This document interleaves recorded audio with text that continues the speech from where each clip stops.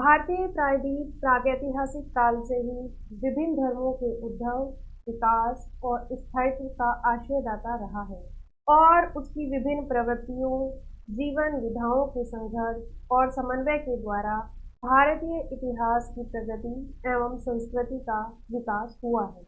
जी हाँ, आज हम बात करने वाले हैं श्रमण संस्कृति के बारे में, जिसे हम श्रवण ट्रेडिशन के नाम से भी जानते हैं। इससे पहले मैं प्रतिभा आप सभी का स्वागत करती हूँ अपने चैनल पर, और इस टॉपिक को समझने के लिए वीडियो के अंत तक बनी रहिए हमारे साथ। बात करते हैं श्रमण संस्कृति की कि श्रमण संस्कृति है क्या। तो प्राकृत साहित्य में श्रमण के लिए समण शब्द का प्रयोग किया गया है। श्रमण शब्द के 3 रूप हो सकते हैं। क्या? श्रमण, समन और शमन। श्रमण शब्द श्रम धातु से बना है, जिसका अर्थ होता है परिश्रम करना। तपस्या का एक नाम परिश्रम भी है, यानी श्रामयन्ति श्रमण है, तपस्यन्ति तयर्थम, अर्थात जो व्यक्ति अपने श्रम से उत्कर्ष की प्राप्ति करते हैं वे श्रमण कहलाते हैं। शमन का दूसरा अर्थ है समानता, जो प्राणी मात्र के प्रति समभाव रखे यानी समान भाव रखे, जो राग द्वेष और विषमता से दूर रहे। यह दृष्टि विश्व प्रेम की अद्भुत दृष्टि है। आत्मवत सर्वभूतेषु की भूमिका पर प्रतिष्ठित साम्य दृष्टि श्रमण परंपरा का प्राण तत्व है। यानी हमें हर किसी को समान दृष्टि से देखना चाहिए और हर किसी के साथ जो हम व्यवहार करें वो समान व्यवहार हमें करना चाहिए। यही श्रमण परंपरा का बेसिक है। श्रमण की सम यानी अर्थ परकता को श्रीमद् भागवत में व्यंजित किया गया है, जिसमें कहा गया है कि आत्मा रामः समदृश्य प्राश्य क्षमा जना। शमन का एक अर्थ है शांत करना, यानी जो अपनी वृत्तियों को शांत कर वासनाओं का दमन करने की कोशिश करता है वह श्रमण है। इस प्रकार श्रमण संस्कृति के मूल में श्रम, सम और शम ये तीनों तत्व विद्यमान हैं। अब हम बात करेंगे श्रमण संस्कृति की प्राचीनता, यानी ये जो श्रमण संस्कृति चली इसका क्या इतिहास है और उसकी क्या प्राचीनता है। तो विद्वानों का एक वर्ग श्रवण परंपरा को वेदों से प्राचीन एवं आर्येतर धर्म स्वीकार करने का आग्रह करता है, क्योंकि कुछ विद्वानों ने मोहनजोदड़ो के खंडरों से प्राप्त ध्यानस्थ योगी की मूर्ति को योगीश्वर ऋषभ की कायोत्सर्ग मुद्रा के रूप में स्वीकार किया है। मोहनजोदड़ो तथा हड़प्पा से मूर्तिवाद एवं योग साधना के स्पष्ट प्रमाण मिलते हैं। मोहनजोदड़ो से अनेक नग्न चित्र तथा नग्न मूर्तियां प्राप्त हुई हैं, जिन्हें तपस्वी योगियों का चित्र अथवा मूर्ति माना जा सकता है। मोहनजोदड़ो तथा हड़प्पा की मूर्तियों से पता चलता है कि हड़प्पा संस्कृति के लोग केवल योग साधना ही नहीं करते थे, बल्कि योगियों की प्रतिमाओं की पूजा भी करते थे। बात करें इस संस्कृति के परिचय की, तो प्राचीन भारत में श्रमण परंपराओं को तपस्वियों द्वारा लाया गया था, जिन्होंने जीवन और ब्रह्मांड के बारे में सच्चाई की खोज के लिए सांसारिक जीवन को त्याग दिया। उनमें कई समूह, संप्रदाय और विभिन्न प्रकार के मत शामिल थे। उनमें से सबसे प्रसिद्ध बौद्ध, जैन और भौतिकवादी लोकायत और आजीवक जैसे समूह थे। ब्राह्मणवादी क्रम में ब्राह्मणों को देवताओं और अनुयायियों के बीच मध्यस्थ के रूप में विशेषाधिकार प्राप्त थी और उन्हें वेदों में पाए जाने वाले पवित्र ज्ञान का रक्षक माना जाता था। श्रमणों ने ब्राह्मणों के अधिकार को अस्वीकार कर दिया और ब्राह्मणों के कर्म कांडों के रूढ़िवादी विचारों का विरोध करना भी शुरू कर दिया। बात करते हैं श्रमणों द्वारा चलाया गया धार्मिक आंदोलन। इसमें नए धर्मों का उदय हुआ। सभी श्रमण संप्रदायों ने वैदिक ग्रंथों के दर्शन की सर्वोच्चता से इनकार किया। उनमें से कुछ जैसे बुद्ध और महावीर ने ध्यान के माध्यम से ज्ञान प्राप्त किया और सत्य को समझने के बाद अपने अनुयायियों को जीवन का सही तरीका प्रचारित किया। सत्य के अर्थ को सरल बनाना। वैदिक साहित्य में सत्य की अवधारणा आम लोगों के समझने के लिए आध्यात्मिक और जटिल थी। बृहदारण्यक उपनिषद में बताया गया है कि सत्य ब्राह्मण के बराबर है, जो उच्चतम सार्वभौमिक सिद्धांत ब्रह्मांड में अंतिम वास्तविकता को दर्शाता है।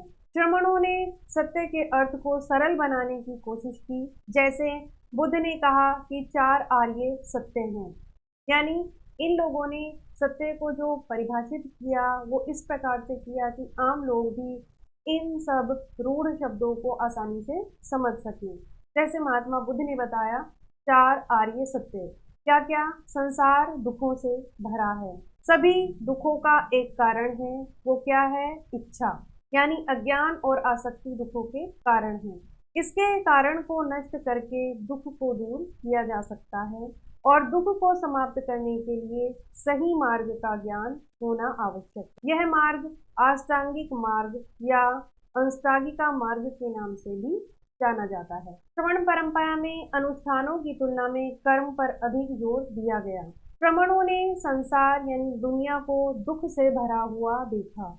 उन्होंने अहिंसा, 8 गुणापथों का अभ्यास और अनुष्ठानों के बजाय कर्म के सिद्धांतों में अधिक विश्वास रखा। श्रमणों का मानना था कि मानव जीवन का उद्देश्य मोक्ष होना चाहिए और पूर्व जन्म को अवांछनीय मानते थे। इसके साथ ही साथ श्रमणों द्वारा लाए गए सामाजिक परिवर्तन, वैश्यों और क्षत्रियों के सामाजिक समूहों की शक्ति में वृद्धि हुई। आर्थिक और राजनीतिक विकास के साथ वैश्य और क्षत्रिय अधिक प्रभावशाली वर्ग बन गए। ब्राह्मणवादी व्यवस्था के विपरीत बौद्ध धर्म और जैन धर्म की श्रमण परंपराओं ने सामाजिक स्थिति के लिए जन्म की धारणा को अधिक महत्व नहीं दिया। उन्होंने वैश्यों और क्षत्रियों को अपनी ओर आकर्षित किया। यह भी ध्यान दिया जाना चाहिए कि बुद्ध और महावीर दोनों क्षत्रिय वर्ग से आए थे, लेकिन समाज की गंभीर समस्याओं के समाधान की खोज में वे अपने जन्म द्वारा निर्धारित सीमाओं से परे चले गए। साथ ही साथ जाति व्यवस्था की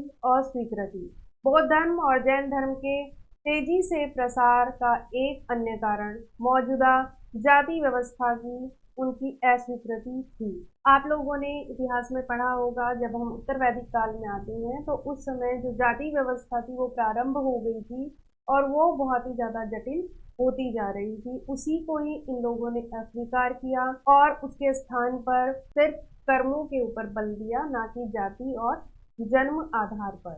श्रमवादी परंपराओं के इस समतावादी दृष्टिकोण ने आम जनता से जो शूद्रों की तरह जाति व्यवस्था में शोषित थे, जटिल ब्राह्मणवाद को छोड़ने और बौद्ध धर्म जैसे संप्रदायों के सरल सिद्धांतों को अपनाने की अपील की। यानी इन्होंने धर्मों के बहुत ही साधारण और सरल सिद्धांत बनाए जिन्हें कोई भी अपना सकता था, और इनके सामने यानी इनके सम्मुख कोई भी शोषित वर्ग नहीं था। ये सबको समभाव से देखते थे, सभी को बराबर मानते थे। यही कारण था कि जो आम जनता थी वो इनकी ओर आकर्षित हुई और अधिक से अधिक संख्या में बौद्ध, जैन और चारवाक, इन सभी जो विचार थे, जो दर्शन थे, उनकी ओर वो बढ़ने लगी। शाही संरक्षण में परिवर्तन मौर्य वंश के राजाओं जैसे शक्तिशाली राजाओं द्वारा इन गैर ब्राह्मणवादी व्यवस्थाओं को मिले शाही संरक्षण ने अधिक सामाजिक स्वीकृति प्रदान की।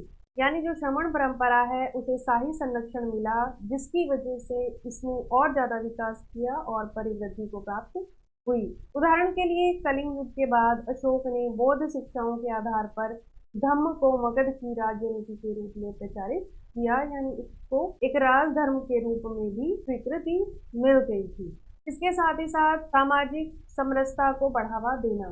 ब्राह्मणवादी परंपराओं में अलग अलग यज्ञों को करने के लिए विभिन्न जनजातियों के बीच युद्ध लड़े जाते थे। इसने अक्सर सामाजिक शांति को भंग कर दिया। श्रमणिक परंपराओं का अहिंसा का पालन और सार्वभौमिक भाईचारे का समर्थन शांति प्रिय समाजों के लिए अधिक आकर्षित हो गया था। यानी अगर हम उस समय के समाज की बात करें तो उस समय के समाज में हमें क्या देखने को मिलता है? जाति व्यवस्था हमें देखने को मिल रही है। इसके साथ ही साथ हिंसा बहुत ज्यादा बढ़ चुकी थी, बलियां बहुत ज्यादा दी जाने लगी थी, और जो राजा थे वो कहीं ना कहीं खुद को, और जो पुरोहित थे, जो क्षत्रिय थे, वो स्वयं को अधिक से अधिक महत्व देने लगे थे। और जो निम्न जनता थी, यानी जाति के आधार पर जो वैश्य और शूद्र थे, उनके साथ में अच्छा व्यवहार नहीं किया जाता था।